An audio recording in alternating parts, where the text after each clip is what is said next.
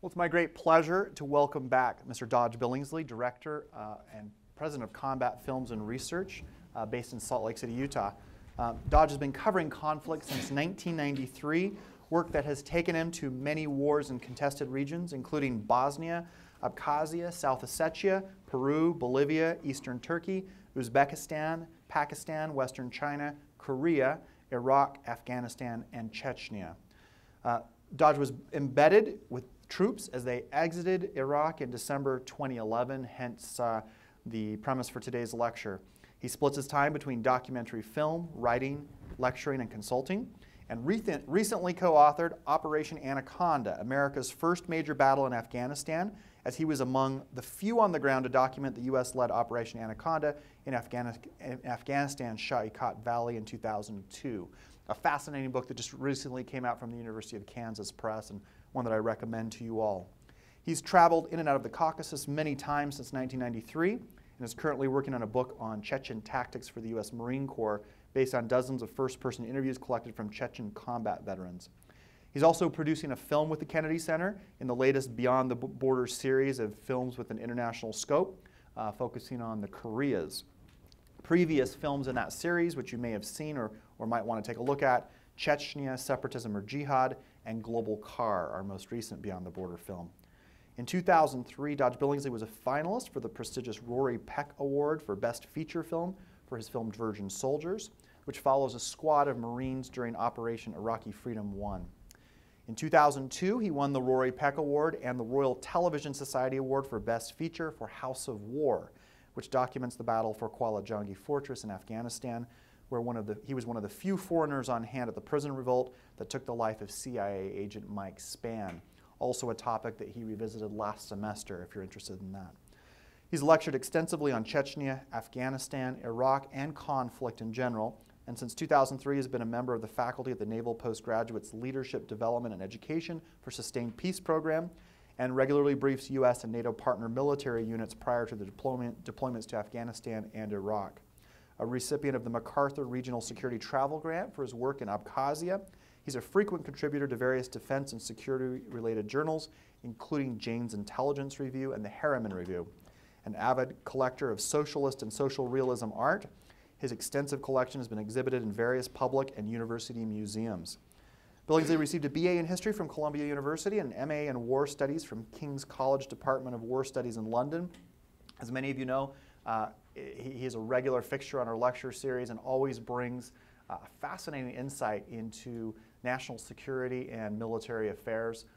As I said, he recently was part of the U.S. pullout, and a version, within days, I think, after he'd returned from Iraq, he was being interviewed by local media and national media and getting the story out about what was happening. So we thought it was an appropriate way to kick off the semester with a very current topic and something that I think is important to most of us. Please join me in welcoming Mr. Dodge Billingsley. Thanks.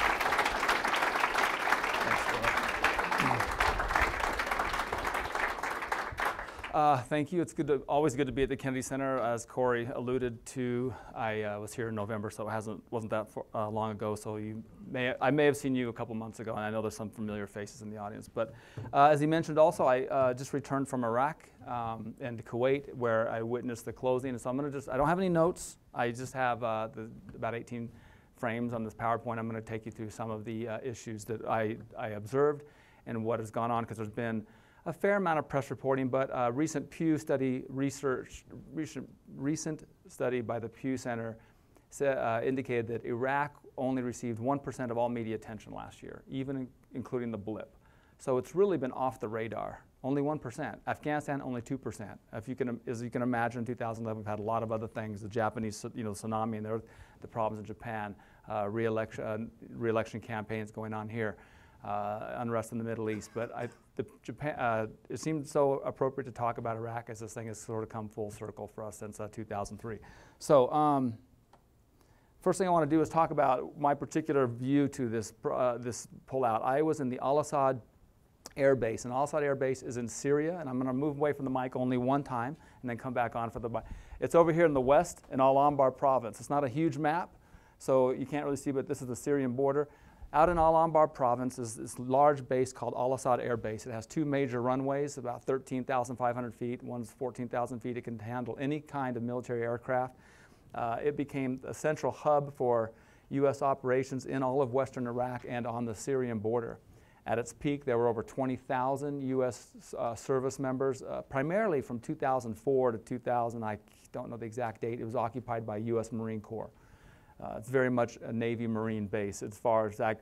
If you go around to all the different buildings and different fixtures on the facility, they're all named after, many of them are named after famous U.S. Marine Corps engagements in their history, like Iwo Jima, Guadalcanal, things like that. That's where I was in Al-Asad. One of the reasons I wanted to go to Al-Asad was I knew the battalion commander from 4th Infantry who was in control of the base. The base itself is very much a joint operation. It has those two runways, so that's being controlled by the Air Force. So they had an Air Force contingent controlling all flights in and out and controlling the airfield. The Navy, the base group command, or the commander of the base group was a Navy individual augmentee with the Navy staff. Yet all the security was run by elements of 4th Infantry and the 82nd Airborne. So that's sort of the setting and the framework. The other reason I was interested in being in Al-Asad was because it was about as far away from the Kuwaiti border as you could get. Because by the time I had got into Al-Asad, we'd already pulled people, or the troops, out of some of the northern areas like Kirkuk. Let me just take you through basically 9 days. I arrived on December 1st, 2011 from Kuwait, and I arrived on a C-17, and when we came in on the C-17, there was a group of soldiers going out, about 152 soldiers from 4th Infantry were transiting out. They would take that C-17 back to Kuwait, and from Kuwait they would go home. And again, the backdrop for this is President Bush and the Iraqi government signed a status of forces agreement saying that all U.S. troops would be out by the end of this year. By the end of last year, by December 31st, 2011. There was some discussion as to keeping more troops or keeping a residue force still in Iraq, but those negotiations or those talks broke down, and so by October it was fairly clear in November that everyone's going to come out of Iraq. So in that framework, all over the country, there was this effort to bring everybody home quickly. And so that's what was going on. So every day, literally, they would fly out of this base. U.S. troops would fly out of this base. We also had a big aerostat balloon. And if anyone's been on any of these major bases, this balloon floats about midway, center of the base. It floats up there. It takes multiple views of the perimeter. So it basically gives all these different images of your perimeter, so it enhances your security so that you don't have incursions from any enemies or people that might want to infiltrate into the base. We, of course, have towers along the perimeter. In fact, this base is huge, 15 square miles around the perimeter. Very hard to defend in the sense that it's very big. When we went down into the BDOC, the Base Defense Operations Center, normally you have like 10, 15 screens and you're seeing a bit of every part of the perimeter, and there was only 2 screens up there. And I asked the battalion commander, what's going on? And he said, yeah, we've already started taking down the cameras. So we basically have no vision based on the cameras, what's going on in this part of the base, what's going on at that part of the base, and on this perimeter. So you could see this drawdown happening quite quickly. I put in the next day, the next morning, about 7 a.m., the aerostat balloon comes down, which basically meant at this point there were no cameras on the perimeter at all. So now it was just a series of towers. We also kicked out, and this is an image of some route clearance and anti-IED patrols. We also continued to kick these out. The biggest problem, historically speaking, is as the base begins to draw down, enemies of U.S. forces or enemies of the United States want to try to take advantage of that drawdown. So historically speaking, as a base is reduced in strength and security, attacks have kind of gone up. Infiltrations have kind of gone up. And so the idea was, the whole 4th Infantry mandate was, we need to get out of here safely. So what they did was they had this deception campaign. The first part of the deception campaign was we told the Iraqis we were not leaving till December 20th. That was the line. We're leaving December 20th. Obviously, we were not leaving December 20th. We'd never tip our hand, but that's what we told the Iraqis. The other thing we did was we took all the northern towers. The airstrips are on the southern part of the field. The northern part of the base, northern towers, we handed those over to the Iraqis because there's 2 Iraqi units co-located on the base, the 7th Iraqi Infantry Division, 7th Iraqi Army Division, and a Special Forces Battalion. We gave the northern towers to them. The southern towers we continued to man, but every day new flights would come in, we'd start sticking more guys on these flights. And so we kept reducing it. The other, our presence on this base. The other thing that we continued to do is kick out these patrols to make sure that when we did eventually leave, we had the route open. So we never wanted to give the route, never wanted to make the route, or not be on the route. We were on the route every day is what I'm trying to say. We never wanted to give that route to any potential enemies for more than a 24-hour period so they would have a chance to plant IEDs or EFPs, any of these these bombs that are been so devastating to U.S. personnel during the war. So we continued, even though we had low numbers, to kick out various route clearance patrols and counter IED patrols, like these guys walking along the side of the road looking for IEDs or bombs. In a sense, you could say it's more of a presence patrol. You just want everybody to know or think it's business as usual. We're still there. We're still going to do the things we always do. So this is a sort of a deception campaign that was going on. On the 3rd of December, well, two things I went and looked at. First, I went to the entry control point. That's your one way onto the base. And it was run by Delta Company, or Demon Company, they called themselves in 4th Infantry. And they had control for the way on and off the base. And they had an elaborate system of machine guns, towers, mortar position, and 4 or 5 different checkpoints. What they also did was they started bringing in Iraqis to jointly man the ECP, or the entry control point. Again, because the numbers are going down, what they called 4th Infantry this last 2 weeks was what they referred to it as a battalion minus. So they'd say 4-6 is a battalion minus, which basically meant it may be a battalion, but they're not up to battalion strength. Bravo Company, they flew Bravo Company completely out. So there's 200 or 300 soldiers gone. So we only have about, at this point, 3 December, we went from thousands on base. Let me back up. In March, we had 9,000 people on Asad Air Base. I'm sorry, in October, we had 9,000 people at Asad Air Base. By the 3rd of December, we had about 800. So that's it for a base that's 15 miles in circumference. And so what was really fascinating is that when I got there, the base commander said, you're going to need an SUV. Any vehicle you see that has a key in the ignition or key on the floorboard, just take it. That meant they flew out. And so I found a nice Ford Explorer, and that became my vehicle for the whole time I was there. There were literally vehicles everywhere because it was a huge base, up to 20,000 at its peak, 8,000 3 months ago, and now 800. So, I mean, it was just it was a huge base. It became just more condensed and more condensed and more condensed. Everything was still open, and the Iraqis had their sections of the base, but we didn't really mingle or co-locate. We didn't really mingle or coexist too much. They had their side, we had our side. The other significant event that happens on the 3rd of December is that 4-6 conducts what they call the Tactical Road March Rehearsal.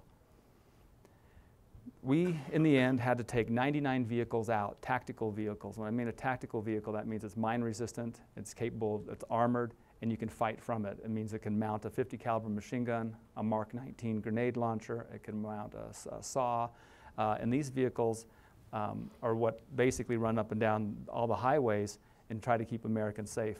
There were 99 vehicles we had to bring out. So in the end, we knew that you can fly everybody out that you can, but you've got to have enough to drive out the last 99 vehicles. So they're getting down to this magic number, and the magic number was about 285. So in the end, there was only 285 U.S. troops at Al-Asad Air Base. That was it. But what they did is, and if you can see these little white placards on this is the roof of the B-Dock, and where basically the operations center, and it was basically a route with they spray painted in the entire route from Al-Asad over to K Crossing, which is the crossing into to Kuwait. And we had 4 different threat zones that we went through. The first 2 threat zones, when I say a threat zone, it's a place where historically a lot of bombs went off against U.S. forces. The first 2 were in Sunni areas, and they had the traditional IED, explosive, low yield bulk munition, that kind of thing. The second 2 threat zones were in the Shia areas, and they were EFPs, these projectiles that can basically, in the past, they've cut through armored vehicle. They can, cut through a Bradley infantry fighting vehicle. It's really serious, deadly stuff. But it's really only operated by the Shias, some of the groups like AAH, the Mahdi Army used to run these things. Very, very dangerous. So we went through how the convoy, we walked through the whole entire thing with all the company commanders, how they were going to bring that convoy out. And the plan was decided they would run it in 5 serials. So the first serial, first group would do route clearance. Second group would run 45 minutes behind. Next group would run 45 minutes behind, next group would run 45 minutes behind, and the final group would run 45 minutes behind. 5 serials, 99 vehicles, 285 soldiers plus 2 non-soldiers, myself and 1 other. And that was the plan. Again, the day was still, we all knew the day, but we didn't want any of the Iraqis to know the day because unfortunately in the Iraqi army, some are very dedicated to the Iraqi state and to us and would like to help us in our security, and others will go tell their friends outside the wire and let everybody know when we're leaving, and we just didn't want anyone to have that much advance warning as to when we would leave in case they could set up IEDs or ambushes against us heading out. Like I say, Bulldog Company, Bravo Company, they left on the 4th of December, the last of Bravo Company, and that was the last troop transport on the 4th of December. Flew out about 132, and at that point, there was less than, we went from 800. By the end of the day, we're now less than 300 on December 4th. So we had some real serious issues. I remember I told you about the towers. The northern towers we handed over to the Iraqis, but the southern towers we wanted to maintain because if anybody infiltrated through the southern towers, they could take out a C-17 airplane or something like that. That was a bigger threat. So we wanted to give the illusion of strength, and so normally the soldiers would have been rotated every 4 to 8 hours, but we put soldiers on 12-hour rotations. So if you had tower duty, you were on that tower for 12 hours until the next group, because we just didn't have the bodies. We just did not have the bodies to keep the rotation going as normal. There were a number of other aircraft coming in. In fact, there were a ton of aircraft coming in on the next day, a lot of C-17s like this one. And they were basically taking out sensitive equipment, sensitive items. Most of it communications, stuff that is really sensitive, stuff that we just don't want to leave to the Iraqis. We left a tremendous amount of equipment to the Iraqi army, to the Iraqi government on this base alone. This is one of the largest bases in Iraq. In fact, at the point when I was there, there were only 5 bases occupied. In 2008, we had 505 bases in Iraq, and now we were down to the last 5. And Al-Assad was one of the biggest ones. And we left, for instance, about 600 SUVs on that base. We just left to the Iraqis. We left huge communication satellites, a part of their Stratcom networks. In fact, there was one DOD I think he may have been State Department, I can't remember. He was in charge of getting the signatures and signing over anything we weren't going to take out. And the problem was, we couldn't get the Iraqi army on that base to understand that we're leaving all this stuff for you. So every night they could sneak out of their camp and steal stuff from our side or strip wires out of stuff that completely works. And one of the things they destroyed was a SATCOM dish that was this guy said cost about $1.5 million. And they stripped it out for the valuable metals, copper, wire, crap like that. And we went back to the next day to the 7th Division commander and said, this stuff is your stuff, right? It's your stuff. It's the Iraqi government stuff. It's for you to communicate this and this and this. But it was basically scrapped out so they could, enterprising soldiers could sell this copper wire on the salvage market in Iraq off the base. So this guy was complaining because now we had this $1.5 million satellite dish had a scrap value of about $12,000. But it was one of the assets that we left the Iraqi army behind, and it was just destroyed in one night. And that was going on a lot. We have enough billeting, enough base housing for 20,000 soldiers with cable, with TVs, everything works.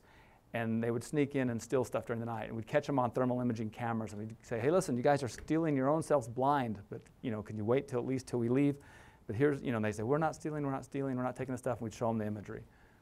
Here's your guys, just out there just stripping all this stuff. So it was kind of a real problem, and I thought about that a lot because I wonder how Iraq is going to do on this base and other bases because we've left a tremendous amount of equipment. We didn't leave any tactical vehicles. We didn't leave any of our own gear that we consider OPSEC or sensitive items, but we left them enough on all these bases to basically, we just hand them the keys and they could be a fully functioning military unit with equipment. Now they're going to bring their own weaponry in and they're going to have their own weaponry, those kind of things. But everything to function a base, like water, power, electricity, everything, it's there and it's functioning.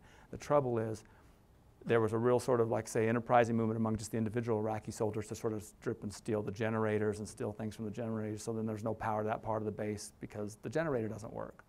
So this is becoming a problem. On these towers, this is an example of the northern towers that the U.S. built up during the 8.5-year occupation of this base, and we're out there doing a tower patrol. We still went 4 times a day. We did turn the towers over to the Iraqis, but again, security was the fundamental thing. We did not want to have any incursion from the outside. So we patrolled 4 times a day, randomly, but just 4 times a day. We'd go check with all these towers and make sure that everything was okay, that they had water, that they had weapons, that the weapons could fire, that the weapons had ammunition, so that if any, just can you defend this tower if you had to, or the space between this tower and the next tower. This is also the day that the base command group left.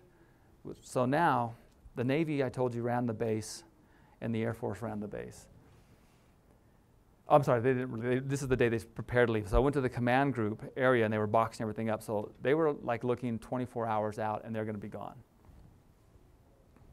Which did lead to the 7th of December, the day of infamy, right, Pearl Harbor. Well, this is the day al-Assad was officially signed over to the Iraqi government.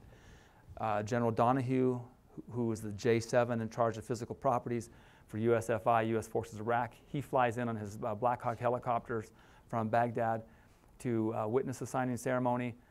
The Iraqis flew in their receivership minister and set number 2 and number 3 man in their defense department, and they sign over officially the base. At that point, Colonel Morgado, who is the 4-6 commander, he levels with the Iraqis and says, yeah, here's the keys, we're leaving tomorrow morning. And that is the first time we let the Iraqis know that we're leaving on the 8th. Up until that time, 20th, 20th, 20th, 20th. We just didn't want, we want to give them as little preparation time as possible.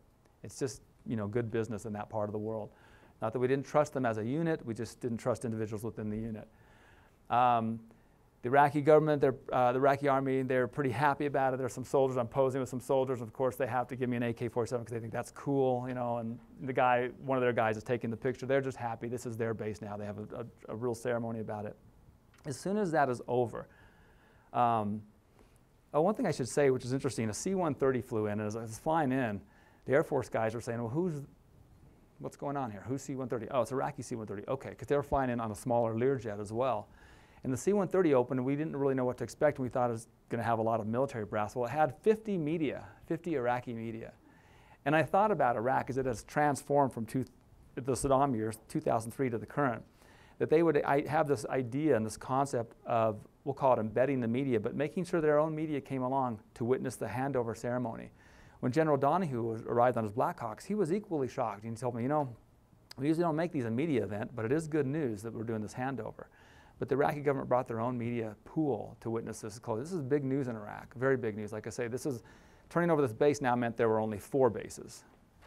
So, but as soon as that was over, and again, the last flight flew out, came in about 2 hours after the base ceremony, after the Iraqis had left, a C-130 came in and picked up the entire base group command, the Navy personnel, and it picked up all the Air Force command. It was an uncontrolled airfield, so the airplane flew in on its own accord. I mean, these guys, they know what they're doing. Kicked out its own security. The Air Force kicked their own security out because there was no other security. Everybody got on board. I was there to say goodbye to the base commander, to the head of the Air Force. The back went up, C-130 took off, and at that point, the airfield was completely abandoned. And it was kind of weird because it's a big airfield, and it was about 600 yards for me to go out from the tarmac, and I wanted to get out to the flight line to watch that last plane take off. And so after I said goodbye, I kind of hustled out there. And when that plane took off, I looked around, and there was nobody as far as the eye could see. It was like the last person on the airfield, and it kind of got creepy. It was like, I'm just too alone. So I actually jogged back the 600 yards back to my SUV, got in it, and then drove down the hill 2 miles into where the Army was located, down at the Army side of the base. But at that point, on the base, there were only 280 U.S. personnel on the 7th. It's also the same time that I should say that there started to be squabbles amongst the Iraqi Air Force and Iraqi Army units as to who would have control of the base, who would inherit the 600 or 700 SUVs we were going to leave them. And they were starting to sort of fight over it. I don't know what happened. One of the Navy base group commanders is a P-3 pilot, which is a Navy surveillance aircraft. And he was saying, man, I wish I could be in my P-3 the day after we leave. There's going to be blood on this base. I have no idea if the Iraqis went into a fight over all this stuff, but we left them hundreds of millions of dollars worth of equipment on that base and all kinds of things. 3 in the morning, we got up and we started to pull out. And I mentioned it before, 5 serials or 5 groups. The first group route clearance, we left the gate at 6 a.m. I was in the route clearance group, a 3rd vehicle. And by 9 o'clock, the last serial clears the ECP. Remember I talked about Demon Company or Delta Company, they controlled the entry control point. They stayed at that entry control point. All vehicles rolled through them. And at the very end, they just jumped in, shook their hand, said adios to the Iraqis with them. And the Iraqis were kind of surprised about this whole thing and drove off, and that was it. There was no U.S. presence on that base at 9 o'clock in the morning on December 8th. It was done. The convoy, like I said, we had 4 high threat zones that we rolled through. In Al-Anbar province, if you remember the course of the war in Iraq, Ramadi and Fallujah, there were some serious battles fought in Ramadi and Fallujah. These are all in Al-Anbar province. This is one of the reasons this province was the most violent and more Americans lost their lives there, because major battles were fought in places like Ramadi and Fallujah and elsewhere. Our first stop was a place called Kalsu, Fob Kalsu, which used to be a fairly significant base. It still had its aerostat balloon, so it could still take pictures of the periphery, but it really was more of a truck stop. We went and got fuel, and we waited until nightfall. And here's the thing, we left in the morning at 6 a.m. because the intelligence had indicated that it was safer to travel through this area from here, from Al-Asad to Kalsu during the day. The next threat assessment indicated that it was safer to travel at night. For some reason, historically, almost all the EFPs and IEDs would go off during the daytime in this next section. So when we got to Kalsu, we just hung out for about 5 hours, and we waited for nightfall before we took off. I should also say, being one of the last 5 bases to close, there was not a lot of U.S. military action going on in Iraq, so we had every single air asset you could imagine. We had Apache helicopters above us, then we had Predators with Hellfires above that, then we had a pair of FA-18s high in the sky above that, and then we had 2 F-16s in a racetrack pattern off to the side in case anything happened to us. And then we put the word out that, if anything does happen to us, we're going to sort of waste everything along the sides of us. So, we want to get our guys out. But we were hoping that there was no Iraqi sort of insurgent freelancers that were going to take a pot shot. That's what we were really worried about. So we pull into Kalsu. Wait for nightfall. On the 9th of December, so we take off that night, and we arrive in Cobb Adder. Cobb Adder would be the last U.S. base to close. And the reason it's the last U.S. base, it's close to the Kuwaiti border. So if you can imagine, as the U.S. military units rolled from the north, they needed stopping points to roll through. They needed these basic truck stops so they could have a secure place to refuel, et cetera, et cetera. So as to Tikrit and Kirkuk and Al-Asad, we came through there. We close up, and it's sort of the U.S. movement is sort of imploded on itself, and Adder would be the last one. However, about an hour before Adder, in the middle of the night, we did have an IED strike, an EFP strike. It wasn't in my vehicle. About 7 vehicles back, an IED went off. The guy on the trigger, wherever he was a little late or a little early, depending on how you look at it, and the explosive blew between 2 vehicles. So the lead vehicle had some of the back end blown off, some of the radio antenna and stuff blown off, and the lead vehicle had some of the mine rollers damaged and blown up, and some pitted windshield. Very lucky, no injuries. We slowed down, we never even stopped. Which is, I should say one more thing about this. It was treated as a combat mission because we wanted to get out safely. It was treated as a combat mission. Everybody had, condition 1 on all the weapons ready to go. But the idea was if you did get stuck into a firefight or an attack, you can shoot back, but you just keep moving because the mission is not to stay and fight. The mission is to get out of Iraq. That was the mission. So it was really clear rules of engagement. Yes, you could fire back or shoot back if you could see him, but you weren't going to stop and look for the bomber. There was no effort made to stop and look for the trigger man on this. I know the Apaches overhead and the Predator, they were definitely on it, looking around. We slowed down, assessed the damage, no one stopped, and we continued on. So we had 1 IED strike in the southern end of the last high threat zone. We finally got some sleep, a little bit of sleep. There was some confusion. Adder was supposed to have billeting for us and places to sleep because we've been on the road now for 24 hours, and they didn't get it. They forgot, or they didn't get the message, and so it was very cold, so we had a choice of sleeping in the MRAP vehicles or sleeping on the ground. I did about half and half. It never was very comfortable. But in a way, it reminded me of going into Iraq in 2003. One thing I hadn't prepared myself for was the fact that we were all eating MREs again. And it may not seem like a big deal, but I hate those things. They're terrible, and the soldiers are really good at knowing which ones are the good ones and giving you the crappy ones because they've already sorted them all out. And when I got there on the base December 1st, I'm like, okay, where's the dining facility? And they go, there's no dining facility. It closed up. Thanksgiving dinner here was just November 19th. And then they left on the 20th, and it's been MREs ever since. Now, thankfully, the soldiers, and like the Iraqis, are very enterprising, and so they raided the dining facility, and were bribing the KBR guys, and so the 82nd Airborne, they had a freezer full of steaks. Echo Company had a freezer full of bratwurst. Someone else had some chicken, and if you just walked around our area, you could smell like the different smells, and you could walk to a barbecue. And that's kind of how we ate, about an MRE a night or a day, and then we'd find a barbecue someplace and just go mooch off somebody. And it worked out pretty good because everybody was just trying to get rid of the food. And I should say that I mentioned Living Support Area Iwo Jima. Right before we left, we had taken that 15 square mile bay, or perimeter base line, and we shrunk it down to about 2 football fields in diameter to a place called Living Support Area Iwo Jima.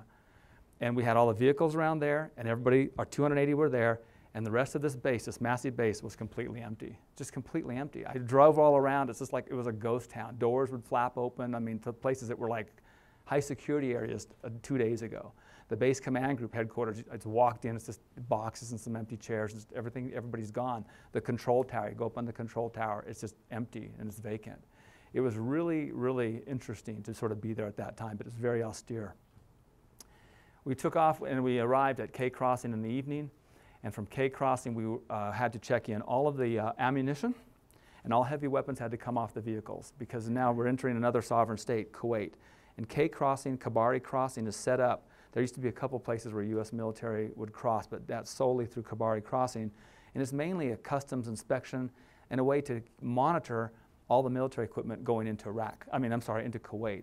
Because if you think about it, if you want to be really cynical, any one of our convoys had enough military firepower on it, we could probably overthrow Kuwait. And so, it's just a good check, it's just good between nations that when everybody's coming in. There was a 10% customs inspection. It was random. I thought, random, there's no way. Of course, they picked my vehicle and all my bags. I had to spill all my junk out at K Crossing and go through it. And then after about 2 hours, we moved on to Camp Virginia. So Camp Virginia in Kuwait, that's where we turned in the MRAPs. You'll see this little picture. I know you can't see it. It says A Company 46. So they process these vehicles in to some National Guard groups and units, and they were basically taking and putting all these vehicles into storage. And like I said, we came out with 99.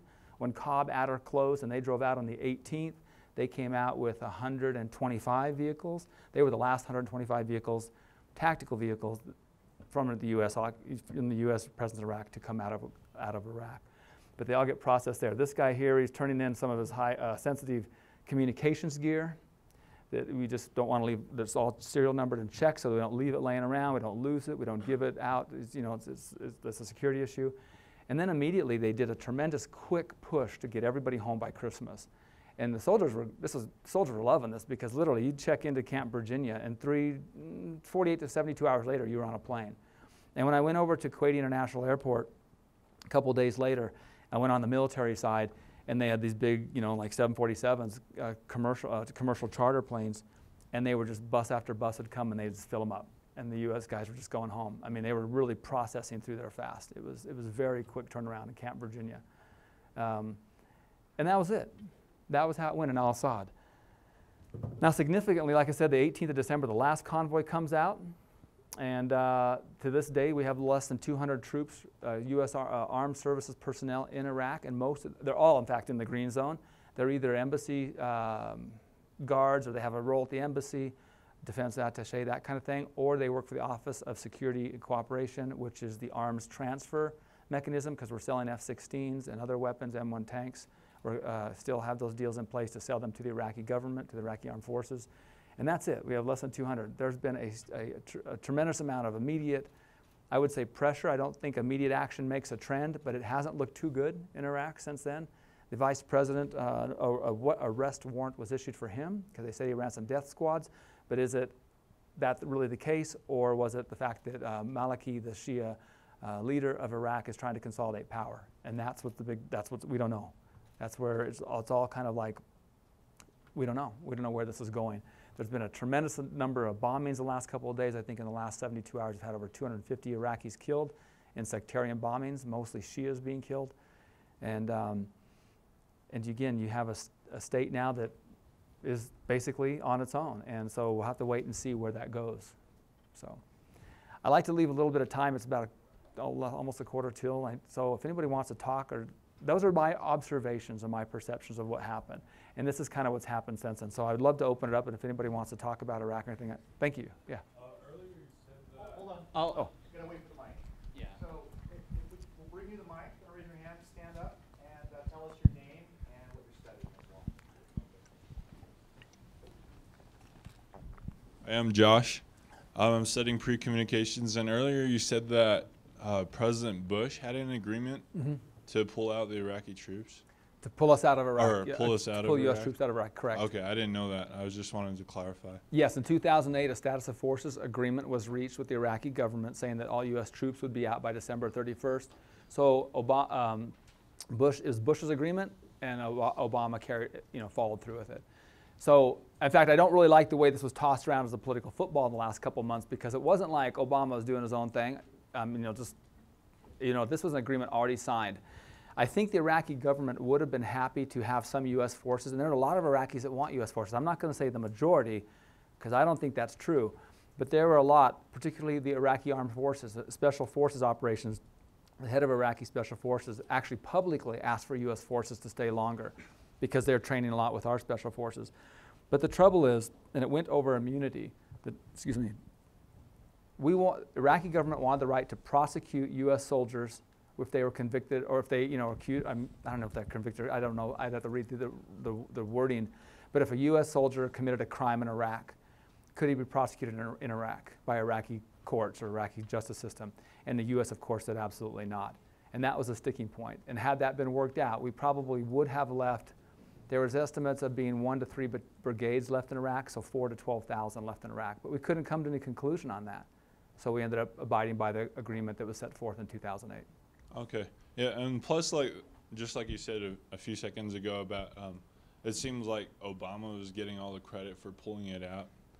He was getting all the credit on some So circles in the country, and getting all the confused on that. damning, like all the negative publicity by a real conservative element in the country, like, oh, you're like weakening U.S. posture in the globe, in the world, et cetera, et cetera. So, you know what I mean? He's just carrying out an agreement that was already put in place. Again, there was an effort to negotiate that agreement, but to renegotiate elements of that agreement, but it didn't really come to fruition. Yeah. My name is Jake. I'm Air Force, yeah.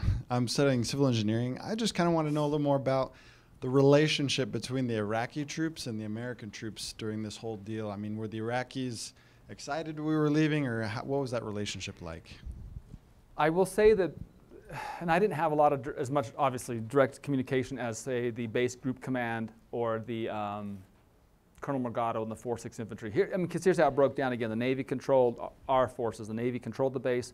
Air Force controlled the air portion of it, and the U.S. Army controlled the security for all the components. They said that working with the Iraqi Special Forces Battalion on the base was actually a really good relationship, that they were very well trained up, they were very efficient, and they seemed to have a code where a unit code, or we belong to Iraq sort of mentality. They could not say the same for the 7th Iraqi Army Division, that it is, no, they couldn't say the same. So we had problems. In fact, what they did was they put these T-walls, these T-walls about 12 miles due south of the airfield. There you can see in the distance some structure, and I asked what it is, and it's a cement factory. They must have poured 1 billion yards of concrete in the 8.5 years that we've been there, because they erected these like 25-foot tall concrete T-walls, blast walls basically. But it got so bad between the Iraqi 7th Army, 7th Division, and us that we actually put a T-wall barrier between their side of the base and our side of the base. And again, they'd still find ways to get around it, go over it, go through it or whatever, and individuals, and steal stuff from our side of the base. So the relationships were mixed. I mean, there were some really good relationships and there were some negative relationships. There was no real Iraqi presence on the airfield until the Air Force flew in the day of the base signing. And that was their big issue. Was like, well, you're giving the keys to the Iraqi army. What about us? It's an airfield. And we had to basically say, I heard Colonel Morgado say, listen, this has all been worked out way higher than me. So I don't know how to sort this issue out. So it was mixed. It was mixed. We did make an agreement. All kinds of sort of deals were being made. Like I said, we left about 600-700 SUVs on base. asked the Iraqi Special Forces to give us an escort on the convoy as far as through Al-Anbar province, the Sunni areas. And we did that in exchange for giving that unit 40 SUVs. Just like we made that decision. I mean, the commander made that decision himself. Like, you know, I know there's big politics as all go to Iraq, but we're going to give your unit 40 SUVs. Will you do this for us in exchange? And they said yes. So we had special forces all the way through Fallujah because we were kind of worried about going through that area. So there's a lot of horse trading going on to get out of there.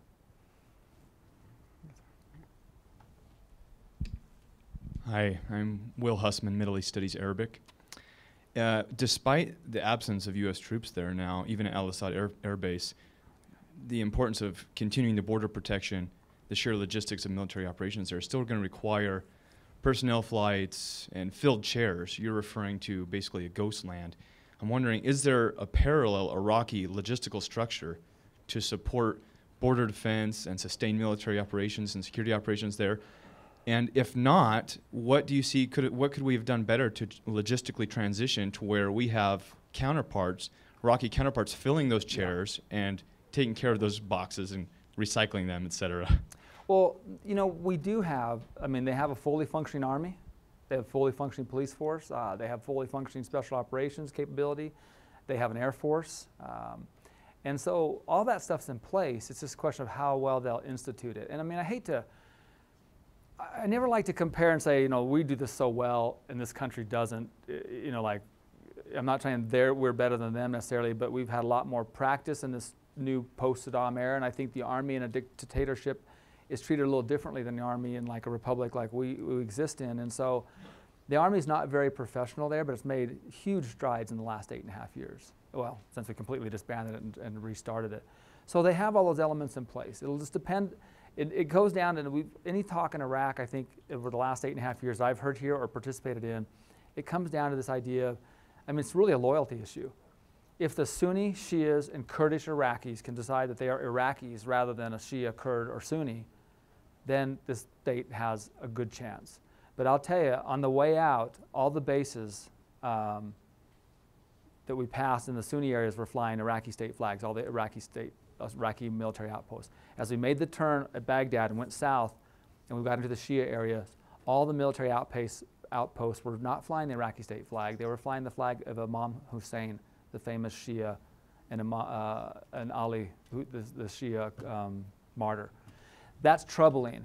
That's troubling. That's like going to a military unit in the South and just saying because they're in the South, they only fly the Confederate flag. And they only fly it. There's not a U.S. flag. They just fly a Confederate flag. And that's the principles to which they adhere to. And that's what's scary about Iraq. It's not that they're not capable. It's whether they will work together and do it. I mean, and the vice president running up to the Kurdish region, he's a Kurd. He's accused of running a death squad. True or false? Don't know. Is Maliki trying to seize power and eliminate his Kurdish and Sunni rivals? Don't know. He didn't take any chances. He just left the seat of power and went up to Kurdistan where he's safe. So those kind of things are going to be an issue. We're not leaving Kuwait. There's discussions with the Kuwaitis to keep up to 3 brigades in Kuwait. So that, again, could be up to 12,000 troops. I've heard as numbers as high as 20,000 troops could be permanently or for the next near future stay in Kuwait. So we're close on the border. But you got to understand the strategic agreement between the U.S. and Kuwait. Iraqis, almost all of them, feel like Kuwait was a spun off of Iraq. Kuwait should be part of Iraq. Some middle-ranking diplomats in the British Empire a long time ago just decided here's where the border is going to be. So Iraqis see Kuwait as part of Iraq, many of them. So having the U.S. presence in Kuwait, the Kuwaitis don't mind that one bit. Plus, we're not even in the cities. We don't even affect Kuwaiti culture or life. We're just out in these bases in the middle of nowhere in this sort of land between the Iraqi border and Kuwait City. But we're going to keep a substantial number. Camp Virginia is ramping up. It's going to be a big base. And you're going to have at least, you're going to have 8,000 to 10,000 troops there for a while. It still won't be a force that's going to run into Iraq, in my opinion. You will not see any sort of like, oh, wait, quick, let's go put out a fire in Iraq. They're going to have to because they're going to have to sort this out. I don't know. I don't know if I'm optimistic or pessimistic. I'm worried about the immediate trend, but I don't like to say a couple weeks makes a trend, but a lot of sectarian violence in the last week, a lot. Oh, last question? Any questions? Oh.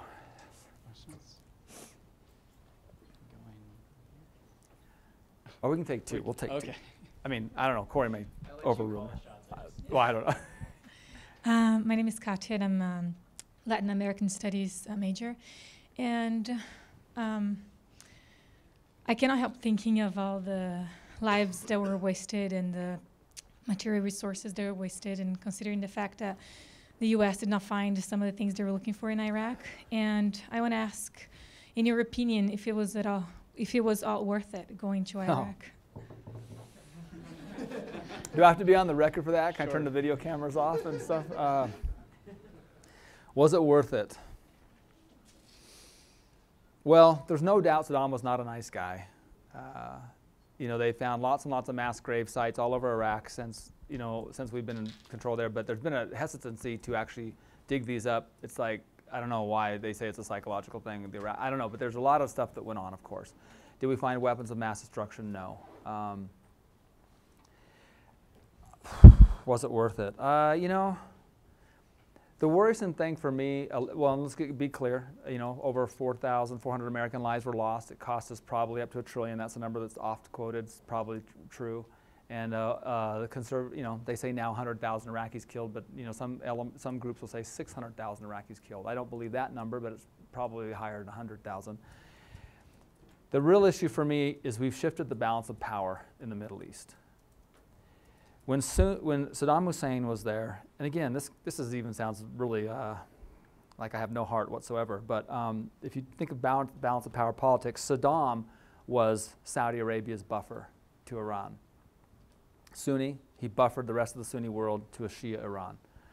Now you have a Shia government in Iraq. If they do consolidate power and they throw the Kurds out, they throw the Sunnis out of power sharing, and they become a dominant Shia state, you've just given Iran a buffer to the rest of the Middle East. So you've shifted the balance of power. So the real issues of this change in Iraq probably will not be sorted out for the next 10, 15, 20 years.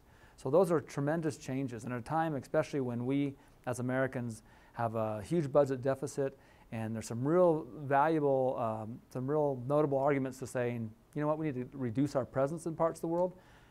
That with the Arab Spring, if there's any time in the last 50 years when I think we need a strong U.S. presence, if we want our presence there, it's now. We really need our, I mean, all these places, I mean, it's kind of up for grabs in the Middle East right now. And by changing the regime in Iraq, we've just changed the balance of power in the Middle East. So was it worth it? I don't know. That's a good question. You know, I know a lot of soldiers who tell you that it wasn't worth it. They felt like they were kind of bamboozled into the whole thing, like it was part of the war on terror, where I think most of them now realize that Afghanistan, yes, that probably wasn't the war on terror, Iraq was not. It just wasn't. It wasn't an immediate response to 9/11. It was maybe taking care of a situation and using 9/11 as, the entry point to do that. And I think, I just don't know. I don't know. I have mixed feelings about that, I guess I should say. On a personal level, it's a lot of lives lost. But again, 100,000 Iraqis, if it really is 100,000 Iraqis, Saddam, again, I'm going to sound terrible. I don't want to be on camera saying this, but he was certainly killing Iraqis too. So I'm not, we just, different ones died with the U.S. occupation, with the U.S. advance. That's a tough one. Now that's a tough question. Ask me in 10 years. Yes, sir. I'm Chris Liu. I'm a chemistry major. Yes, sir.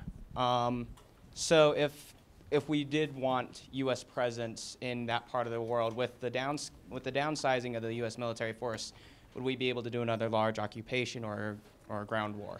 We will not be able to do another ground war according to Panetta as long as we're like in Iraq. We have 91,000 troops in Iraq. And the new defense strategy, which they're outlining, says that we can only fight one ground war at a time. So if you look at the balance of power, we have 200 in Iraq, 91,000 in Afghanistan. If you want to go back to the Middle East, according to the new numbers, you would have to reduce Afghanistan. That's really interesting right now because they're talking about the troop level going down to 470,000 for Army, and it was 480,000 before 9/11. So it's a 10,000 reduction to the pre-9/11, but we've also expanded our reach all over the world as far, at the same time. And it looks like we're making a significant push into the Pacific. So I don't know how we're going to do all that. Like Panetta said, we're going to do it space-based assets and special forces operations and cut the size of the general army. But that says one ground war at a time. Now let me one more thing I will say. One more thing for those who stay, I appreciate it. It's interesting talking to soldiers who served, and this maybe goes back to your question. One soldier told me he's been in the Army 60 months, and 30 of those months he served in Iraq on 5 different deployments. Half his military career. Others said, I was a first lieutenant 9/11. My whole entire military experience is a nation at war in Iraq. And they all said, it's bittersweet. And I said, bittersweet? What do you mean? They go, because it's all I've ever known. It's like, I don't even know another Army experience. And I don't mind this one. Obviously, so they said, but we know we have to change. The other thing, if you talk to the commanders, they said, we need to get back to a force that can fight.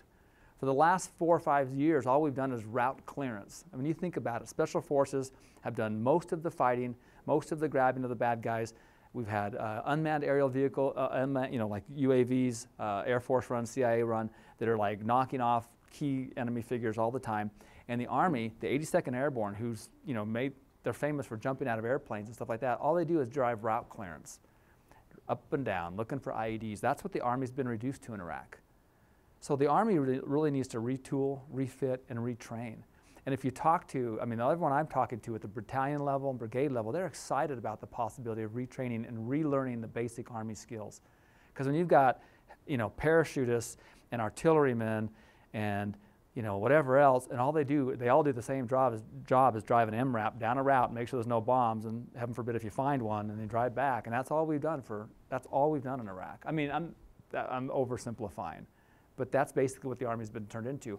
They keep the route clear, and the Special Forces guys, young, small, lean units, with all the assets, they go in and they do all the hard, heavy lifting. And Panetta's defense budget, his speech a couple of days ago, basically says that we're going more toward that direction. That's optimistic. Hey, thanks a lot for coming, and I'm still here if you guys want to ask me any question offline, but I know we need to wrap up, so thank you.